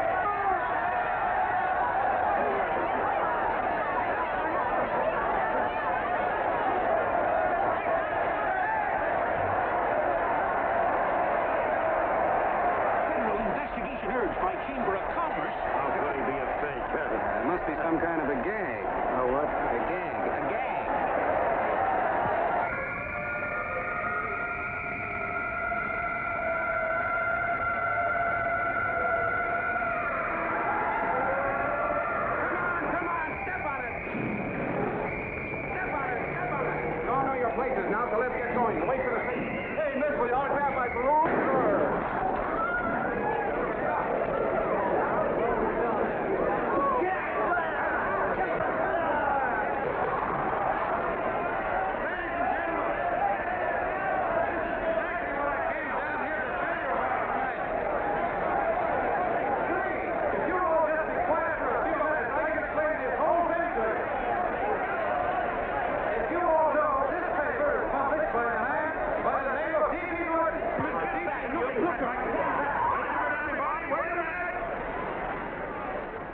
ladies and gentlemen.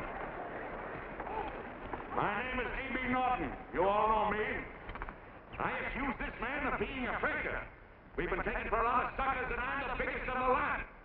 I spent a fortune backing this man in what I believe to be a sincere and worthy cause, just as you all did. And now I find out it's nothing but a cheap racket cooked up by him and two of my employees for the sole purpose of collecting dues from John Does all over the country. That's a lie. It's not a lie. Nickels and dimes to stuff into their own pockets. You can read all about it in the newspapers there. That's a lie. Listen, This man had no intention of jumping off the top of a building. He was paid to say so. Do you deny that? That's got nothing to do with it. Were you paid for it, or weren't you? Yes, I was paid, but there has And what about the suicide note? You didn't write that either.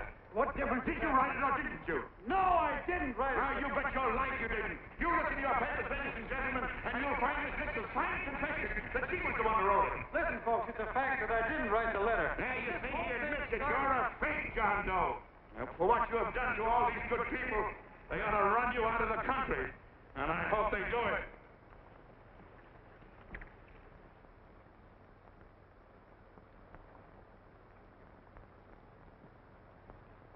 Speak up, John. We believe you. Please, listen, folks. Now that he's through shooting over his face, I've got a couple of things to tell you about. Come on, the rest of you get in here and riot. Break this crowd up. Come on. I'm sorry, folks, but we can't hear him anymore. Something's gone wrong with the loudspeakers. John Doe's a fake. Boo! They can't hear me. This thing's not working. Ladies and gentlemen.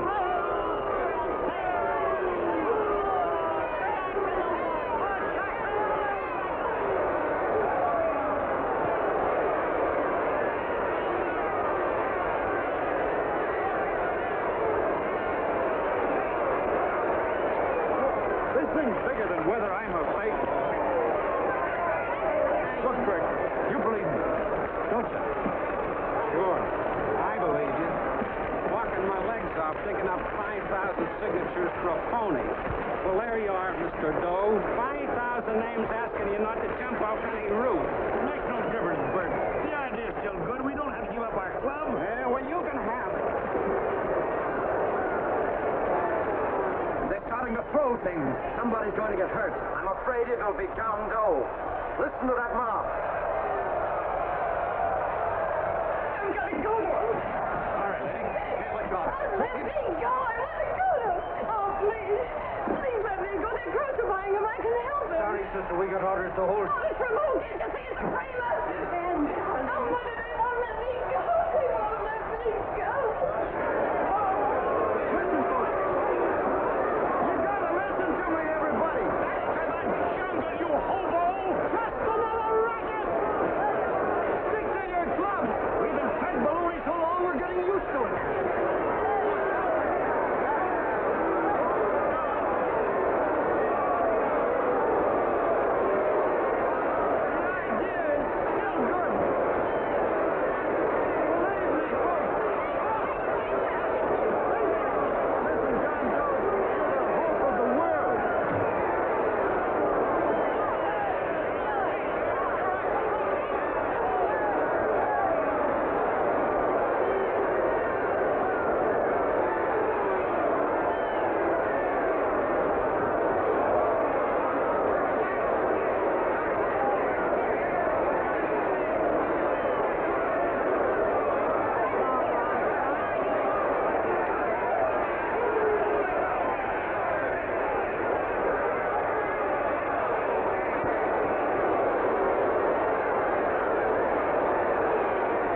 Managed to get him out of the park. If that boy isn't hurt, it'll be a miracle. Ladies and gentlemen, this certainly looks like the end of the John Doe movement.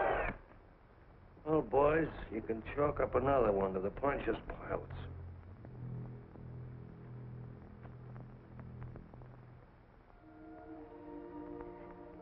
I should have been there. I could have helped him. He was so all alone. Thought I was going to be mighty ashamed of ourselves after tonight. We certainly didn't give that man much of a chance.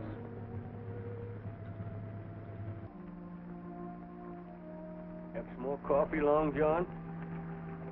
No thanks, Tom.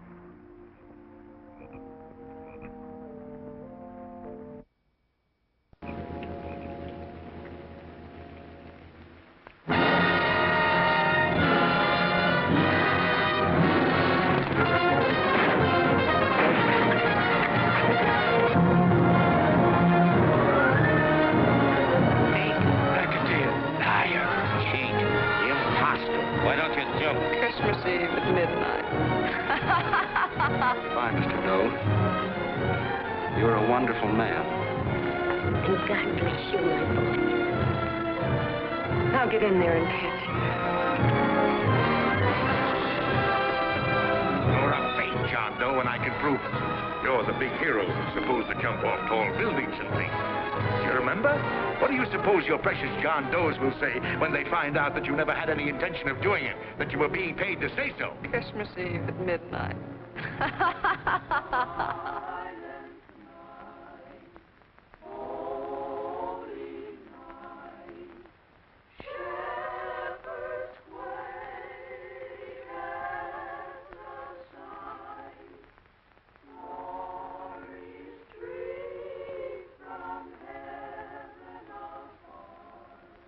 Merry Christmas, son. Merry Christmas.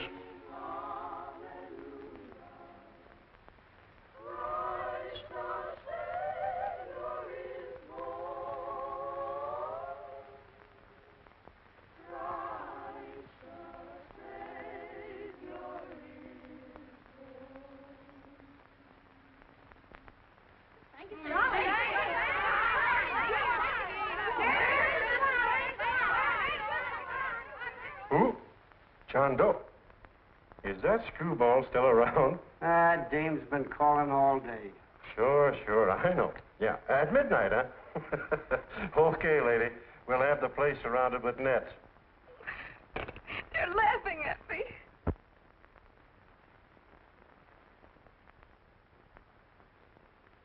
You're a sick girl, Ann. You better take it easy.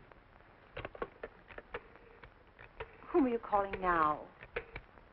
You called that number not 10 minutes ago. Hello, Mr. Connell. Have you seen him yet? Now listen, Ann, he can't possibly get in without our seeing him. I'm watching the side door and the colonel's out front, so stop worrying. Oh. Thank you.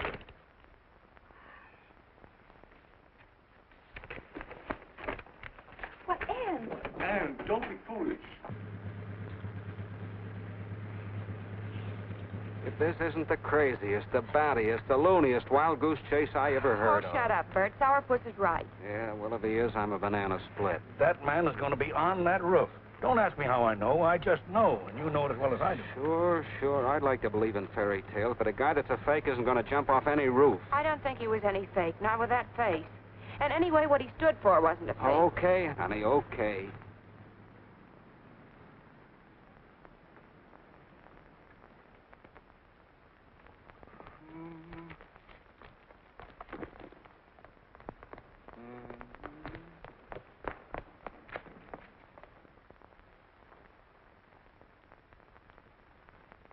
Elevators ain't running. Colonel, You shouldn't have got out of bed, miss. has he been here? No. Have you seen him? I ain't seen him for a week. Where's Connell? He's watching the other door. Oh, gee, you're swell. Oh. No sense in going up there. I've been here for hours. He ain't here. Let me go, will you? Now, that's crazy. It's 14 floors.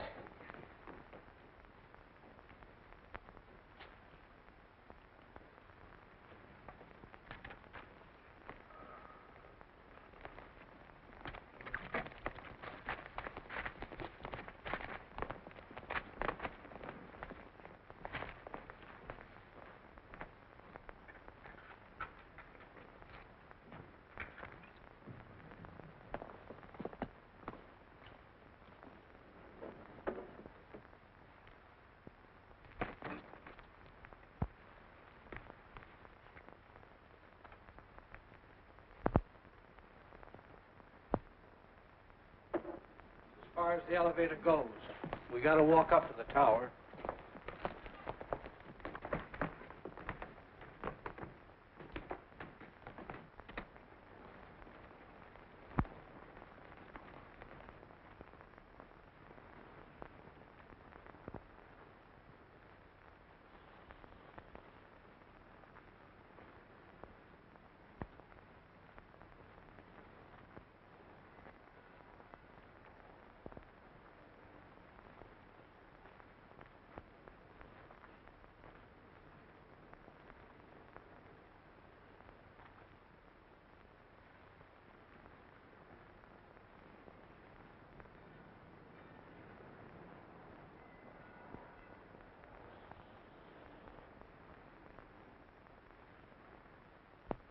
That tramp was probably full of Christmas cheer and asleep in some flop house.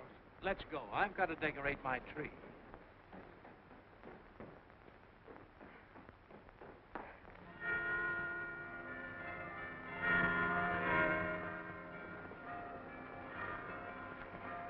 Well, I give up. I don't know what gave us the idea that we'd attempt anything like this. I guess you're right. I'm afraid the joke's on us. Let's go. I hope nobody finds out we've been here.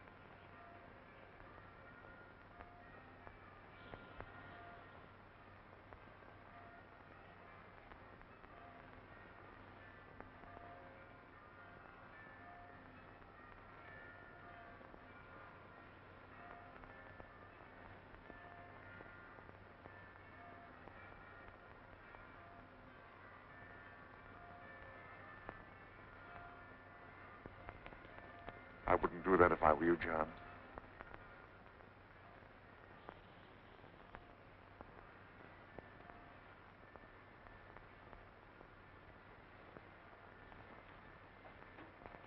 It'll do you no good.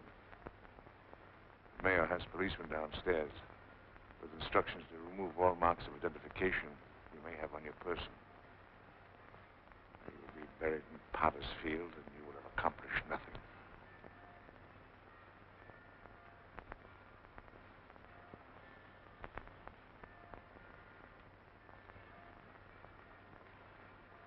I've taken care of that. I've already mailed a copy of this letter to Mr. Connell. John, why don't you forget this foolishness? Stop right where you are, Mr. Norton, if you don't want to go overboard with me.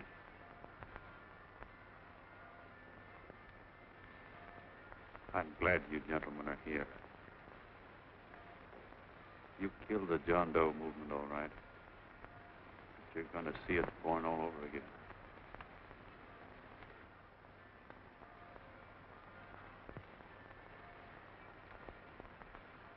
Now, take a good look, Mr. Norton. John! John!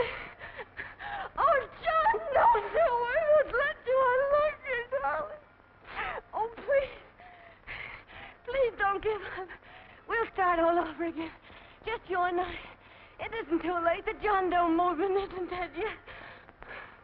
You see, John, it isn't dead or they wouldn't be here. It's alive in them. They catch it alive by being afraid of. That's why they came up here. Oh, darling. darling. Sure, it should have been killed. It was dishonest. But we can start clean now. Just you and I. It'll grow, John, and it'll grow big because it'll be honest this time. Oh, John, if it's worth dying for, it's worth living for. Oh, please, John. Oh. Oh, please, please, God, help me. John, look at me. You want to be honest, don't you? Well, you don't have to die to keep the John Doe idea alive. Someone already died for that one. The first John Doe. And he's kept that idea alive for nearly 2,000 years. It was he who kept it alive in them. And he'll go on keeping it alive forever and always. For every John Doe movement these men kill, a new one will be born. That's why those bells are ringing, John. They're calling to us. Not to give up, but to keep on fighting, to keep on pitching. Oh, don't you see, darling? This is no time to give up.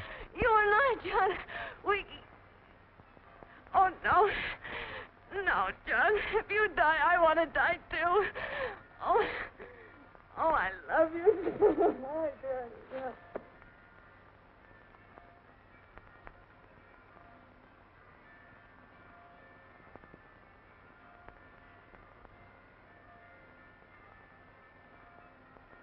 Mr. Doe, you don't have to.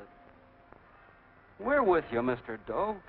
We just lost our heads and acted like a mob. What Bert's trying to say is that we need you, Mr. Doe. There were a lot of us that didn't believe what that man said. We were going to start up our John Doe Club again, whether we saw you or not. Weren't we, Bert? And there were a lot of others that were going to do the same thing. Well, Mr. Sourpuss even got a letter from his cousin in Toledo. I got it right here, Mr. Doe. Only it'd be a lot easier with you. Please. Please come with us, Mr. Doe.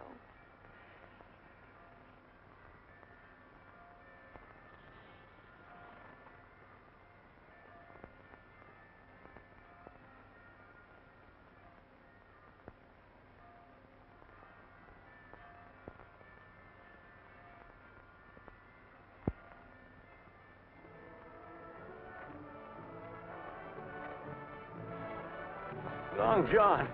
Mr. Doe. Here, we'll help you with it. She'll be all right. Mr. Doe, take her right down to the car. Right up.